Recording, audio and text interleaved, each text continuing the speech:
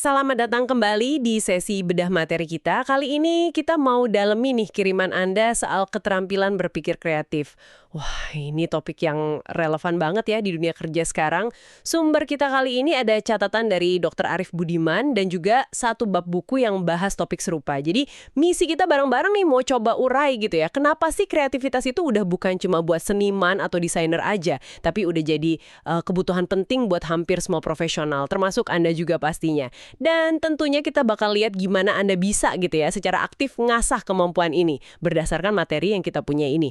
Mungkin pertanyaan pembukanya yang menarik dari sumber-sumber ini, benar nggak sih kreativitas itu sama pentingnya buat akuntan, kayak buat katakanlah copywriter? Nah, mari kita kupas bareng-bareng deh. Oke, kita mulai dari fondasinya dulu ya. Apa sih sebenarnya yang dimaksud berpikir kreatif menurut materi Anda ini? Di sini dijelasin kalau ini tuh bukan cuma punya ide aneh atau unik doang, tapi lebih ke kemampuan buat hasilin gagasan yang baru, original, dan nah ini nih kuncinya, berguna. Bisa diterapin gitu. Jadi ada aspek praktisnya. Penting buat bisnis, teknologi, bahkan ya solusi masalah sehari-hari.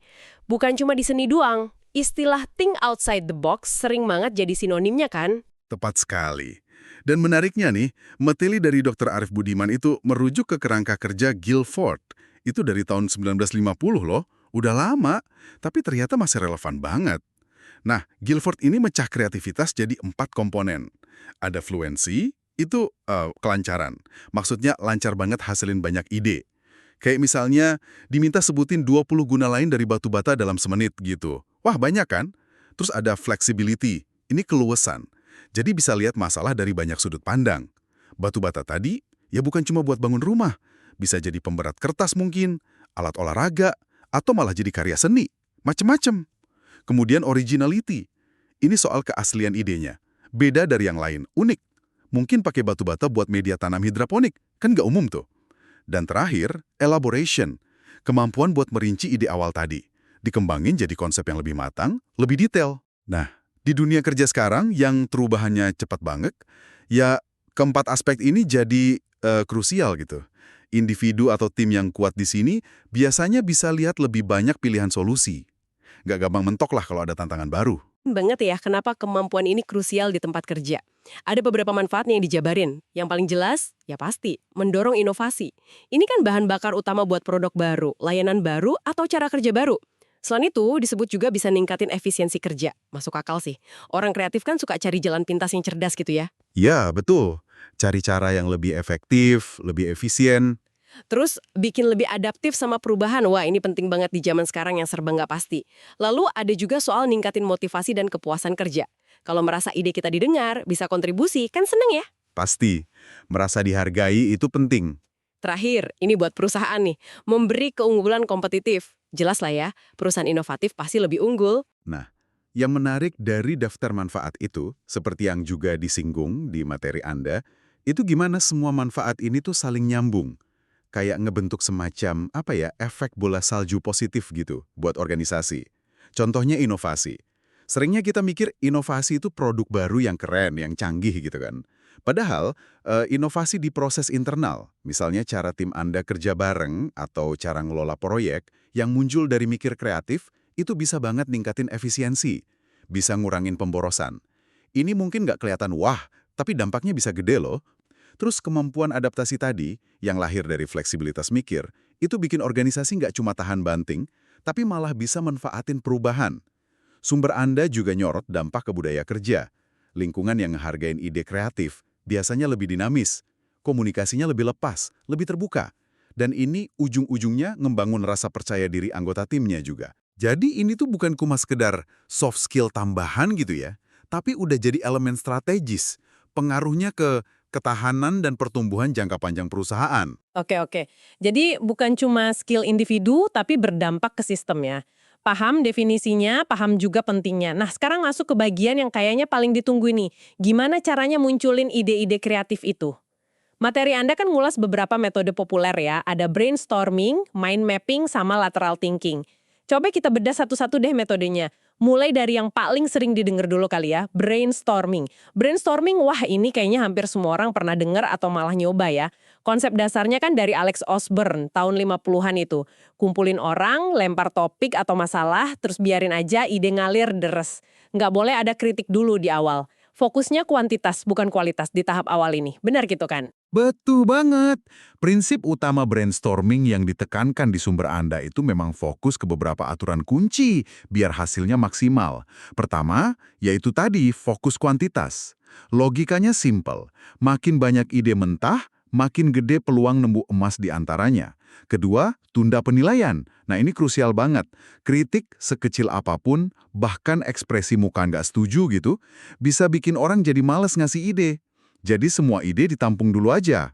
Ketiga, dorong ide liar, wild ideas. Ide yang kedengaran gila atau nggak mungkin, justru kadang bisa micu pemikiran baru yang lebih realistis nantinya. Keempat, bangun di atas ide orang lain. Ini soal kolaborasi. Ide si A bisa disempurnain atau digabung sama ide si B, jadi ide C yang lebih bagus. Tapi nahan kritik itu bukannya susah ya pas prakteknya? Apalagi kalau di tim itu ada atasan, ada bawahan gitu, ada hierarki. Sumber Anda nyinggung nggak cara ngatasin tantangan ini? Pertanyaan bagus tuh. Sumbernya memang nyaranin beberapa hal buat ciptain suasana yang lebih enak buat brainstorming. Peran fasilitator itu jadi penting banget buat jagain aturan main, terutama aturan tunda penilaian tadi. Harus tegas, tapi tetap positif. Bisa juga pakai variasi brainstorming kayak brainwriting. Nah, kalau brainwriting ini, tiap orang nulis idenya di kertas dulu. Anonim, baru dikumpulin dan dibahas bareng. Ini bisa ngurangin tekanan buat anggota tim yang mungkin lebih diam atau yang segan sama seniornya gitu. Selain itu, penting juga nentuin tujuan sesi yang jelas dan spesifik di awal, biar fokus. Jadi bukan cuma, ayo cari ide, tapi lebih spesifik misalnya, ayo cari ide buat ngurangin waktu tunggu pelanggan di telepon. Sumber Anda juga nyebutin langkah praktisnya, tentuin topik spesifik, bentuk kelompok, disebutin idealnya 4-10 orang, tapi ada sehunja, jelasin aturan main, kasih pertanyaan pemicu, terus catat semua ide. Bisa di papan tulis, sticky notes, atau digital. Baru deh setelah sesi idenya selesai, dikelompokin, dievaluasi, terus dipilih mana yang mau dikembangin. Ada juga variasi lain kayak round robin, jadi ngomongnya giliran. Atau online brainstorming yang pakai tools kolaborasi. Ini relevan banget buat tim yang kerjanya remote atau beda lokasi. Paham. Jadi ada banyak cara ya biar lebih efektif.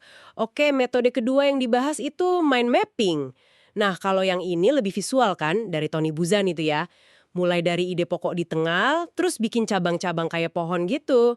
Sumber Anda bilang ini bagus buat mancing asosiasi bebas dan ngatur info, tapi nggak harus urut. Ada ilustrasinya juga di materi Anda, cukup jelas sih kelihatannya. Betul, mind mapping itu cara kerjanya beda banget sama nyatat biasa yang lurus ke bawah gitu. Keunggulannya, kayak yang dijelasin materi Anda, itu karena dia bisa ngerangsang kedua belah otak kita. Struktur cabangnya kan logis ya, dari ide utama ke subtopik, terus ke detail. Itu ngelibatin otak kiri. Sementara penggunaan warna, gambar, simbol, sama sifat asosiatifnya yang bebas, itu ngerangsang otak kanan yang lebih visual dan intuitif. Nah, kombinasi ini dipercaya bisa ningkatin pemahaman, ingatan, dan ya pastinya kreativitas. Anda jadi nggak dipaksa mikir lurus dari A ke B ke C. Bisa aja loncat dari cabang satu ke cabang lain, nemu hubungan antara ide yang nggak kepikiran sebelumnya. Cara bikinnya juga cukup gampang kok. Mulai aja dengan gambar atau kata kunci utama di tengah kertas kosong.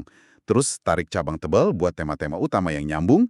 Dari situ, tarik lagi cabang yang lebih tipis buat subtema atau detailnya. Pakai kata kunci aja atau frasa pendek di tiap cabang. Terus kasih warna beda buat tiap cabang utama, biar gampang dibedain. Boleh juga tambah gambar atau simbol kalau ngebantu. Ini berguna banget nggak cuma buat ngasilin ide, tapi juga buat ngerencanain proyek, bikin ringkasan, atau malah nyatet pas rapat atau belajar. Wah, menarik ya.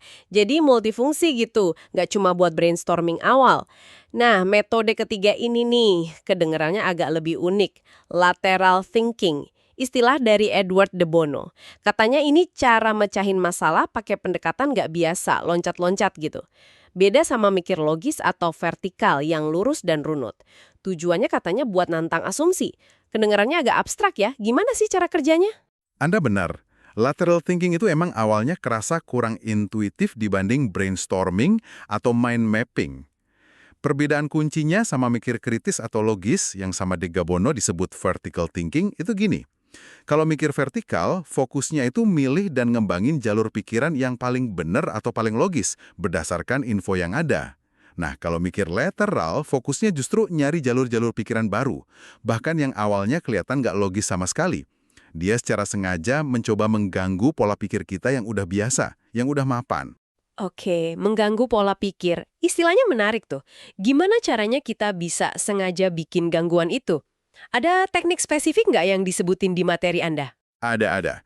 De Bono itu ngembangin beberapa teknik yang sifatnya provokatif gitu, buat maksa kita keluar dari jalur biasa. Materi Anda nyinggung beberapa konsepnya. Salah satu teknik yang lumayan terkenal itu random entry, atau input acak. Caranya gini, ambil aja satu kata benda secara acak. Bisa dari kamus atau lihat benda di sekitar Anda. Misalnya kata kulkas. Terus, paksa diri Anda buat cari hubungan atau ide antara kata acak itu, kulkas, sama masalah yang lagi Anda hadapi. Misalnya, masalahnya gimana cara ningkatin penjualan buku. Nah, dari kulkas dan jual buku, mungkin muncul ide. Gimana kalau display bukunya dibikin kayak makanan di kulkas? Menarik gitu. Atau bikin program loyalitas dingin yang bikin pelanggan balik lagi. Atau toko bukunya dibikin dingin banget suhunya biar nyaman baca. Idenya mungkin aneh di awal, tapi tujuannya kan buat mancing asosiasi baru yang nggak kepikiran sebelumnya. Ada lagi teknik provocation. Ini, kita sengaja bikin pernyataan yang salah, kontradiktif, atau dilebih-lebihin. Misalnya bilang aja, mobil itu seharusnya nggak punya roda. Terus pakai pernyataan gila ini sebagai batu loncatan buat ide baru. Mungkin muncul ide mobil terbang, atau mobil yang ngambang pakai magnet.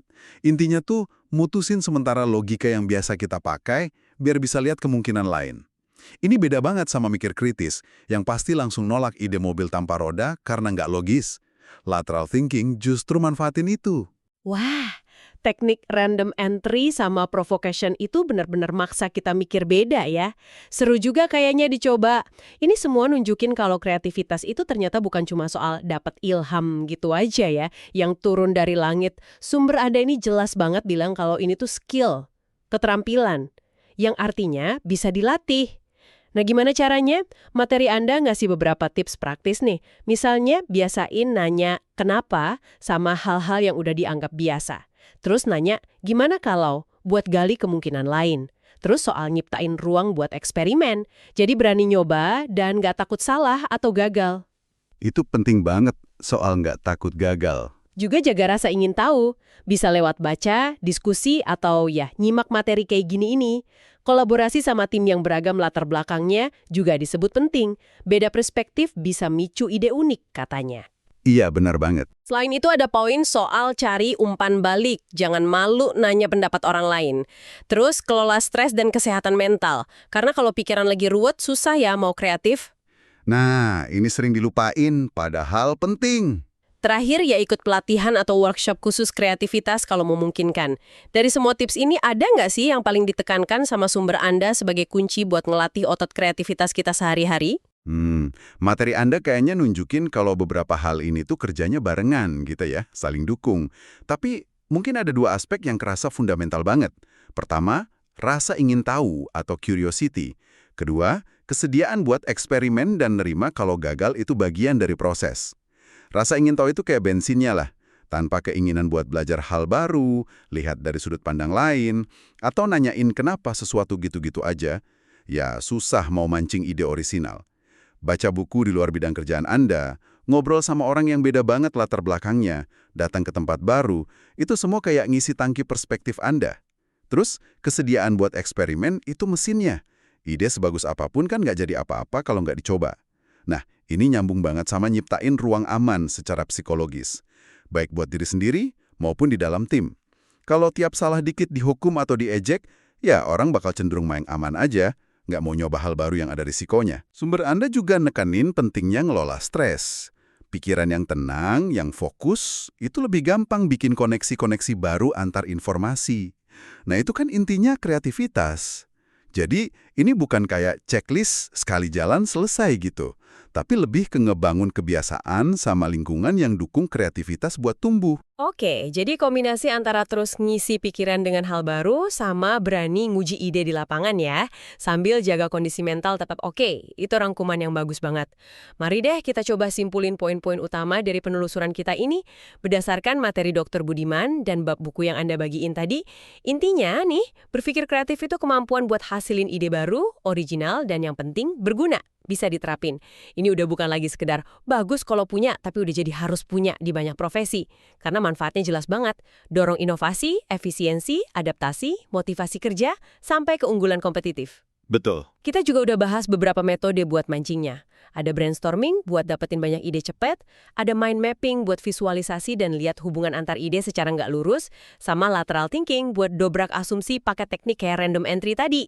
Sip. Dan yang paling bikin semangat nih, kesimpulan kalau kreativitas itu ternyata bisa diasah. Caranya lewat kebiasaan nanya, berani eksperimen, kolaborasi, cari feedback, jaga rasa ingin tahu, sama kelola kesehatan mental. Jadi ini kompetensi yang bisa terus dikembangin. Apa kira-kira benang merah terkuat dari semua ini menurut Anda? Benang merahnya menurut saya ya, itu soal demokratisasi kreativitas. Maksudnya, kreativitas itu bukan lagi cuma punya segelintir orang jenius kreatif gitu. Tapi ini sebenarnya kemampuan manusiawi yang bisa diakses dan dikembangin sama siapa aja, asal mau usaha. Ini jadi alat penting lah buat kita semua ngadepin dunia modern yang makin kompleks ini, baik di kerjaan maupun di kehidupan pribadi. Nah, sebagai penutup nih, mungkin ada baiknya Anda coba renungin beberapa pertanyaan reflektif yang juga muncul di materi Anda. Misalnya, seberapa sering sih Anda, mungkin tanpa sadar ya, langsung nolak ide awal cuma karena kedengaran aneh atau belum pernah ada yang lakuin? Atau kapan terakhir kali Anda sengaja banget nyoba pendekatan yang beda buat nyelesain masalah rutin? Masalah kecil aja nggak usah yang besar-besar. Mungkin sebagai tantangan kecil buat Anda minggu ini, coba deh pilih satu aja metode yang tadi kita bahas. Coba pakai teknik random entry selama 5 menit pas lagi ngerasa buntu di kerjaan. Nggak usah berharap hasilnya harus spektakuler gimana gitu. Tapi amati aja proses berpikir Anda pas ngelakuin itu. Gimana rasanya maksa otak keluar dari jalur biasanya? Pengalaman itu sendiri aja mungkin udah jadi insight baru buat Anda. Wah, tantangan yang menarik tuh. Boleh dicoba. Terima kasih banyak sudah menyimak penelusuran mendalam kita kali ini. Semoga obrolan kita ini bisa ngasih Anda percikan inspirasi ya, dan juga beberapa alat praktis buat terus numbuhin kreativitas Anda. Sampai jumpa di pembahasan berikutnya.